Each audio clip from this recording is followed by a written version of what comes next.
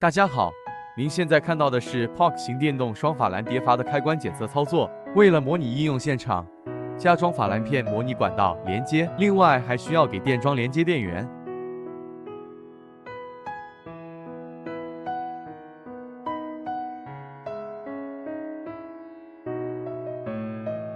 准备工作完成，我们来开始进行开关检测吧。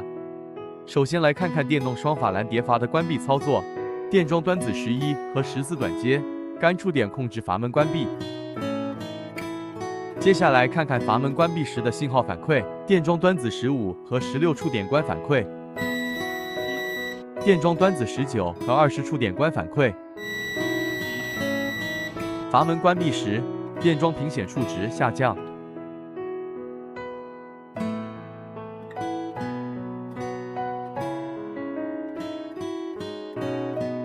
阀门全关，数值为0。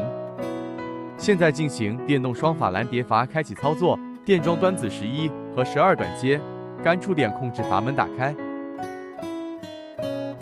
电装端子17和18触点开反馈，电装端子21和22触点开反馈。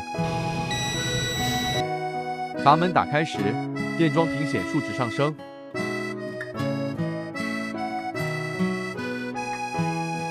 阀门全开，数值为100。